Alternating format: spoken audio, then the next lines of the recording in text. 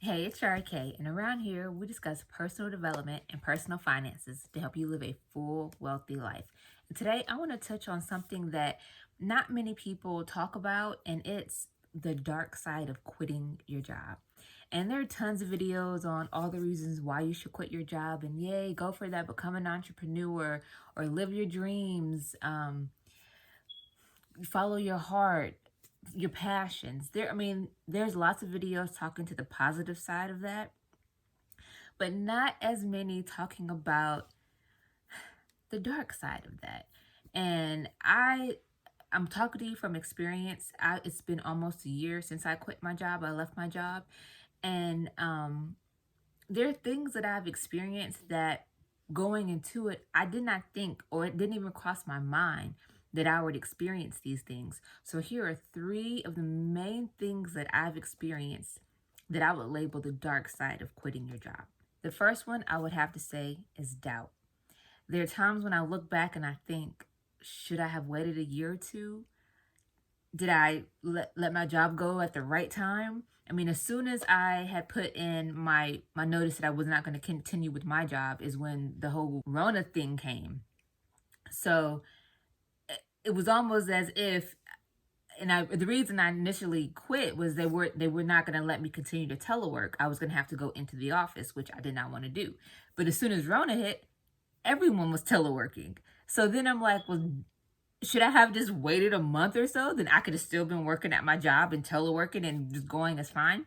So I can't say that does not cross my mind, because it does.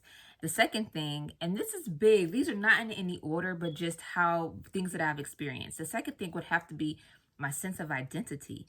And this one is hard to really put into words. I think for so long I had just tied my identity into what I did, into my job, into earning an income, into being a very hard worker. And so when that job and the title that came with that job and the income that came with that job, when that was gone, it was hard for me to answer this question. So I'm at a real estate meeting, and then they're asking, well, what do you do? And then it's difficult for me to answer that question. Well, what do you do? Because part of me, I want to say, well, I'm an author, but like inside I can't really authentically say that, because I've only wrote one book, and one children's book at that, and I've been struggling not writing the second one for like over 2 years. So do I have the right to call myself an author? So that's not really what I do. So one time when I said, oh, I take care of my children, I spend time with them, I felt completely dismissed. There were no follow-up questions. Nobody asked me anything else about me after I led with, once they asked, what do I do? I take care of my children. It could have been me projecting onto them in that situation because of the feelings that I feel, trying to wrap my head around what is my identity now. But I can't deny that I clearly felt dismissed in that setting for me not having a steady income or high title job in that situation. And so when people ask me, what do you do? Like, I'm inclined to say, what do you mean? What do I do with my time? Or what do I do for money? Because for me, those are completely different things. And I realized that not everyone can answer that question like that, or that doesn't occur to everyone that that's the same thing. Because most times what we do is how we make our income. Which brings me to the third thing, the feeling of guilt. I'm not just so eager to go like when I meet somebody, let them know, yeah, I quit my job and I'm staying at home, taking care of my kids, doing exactly what I wanted to do. I have side businesses going on. Hopefully they take off, but if they don't take off, my finances are good. I'm not struggling. Like, I can't lead with that. Even though that's something really good and I'm super proud of that, like for myself, it's not something that I go around telling people, because most other people, especially other people in my realm, they can't relate to that. And so it leaves me with the feeling of guilt. And I know that is a very low vibe feeling to have, but I experience it. So with that, and especially when I see or I encounter people that I'm going to say like they're really struggling, like they're really time poor. I wouldn't even say like struggling money poor. It's not even really about money. It's like they're time poor. Like, I'm doing this, I'm running, doing that, I'm doing this, and I don't have time to do the things that they really want to do. I mean, there's like part of me feels a little guilty that I have the time to do the things that I want to do. Like, granted, I'm still as busy as I was when I had my full-time job, but it's a different type of busy.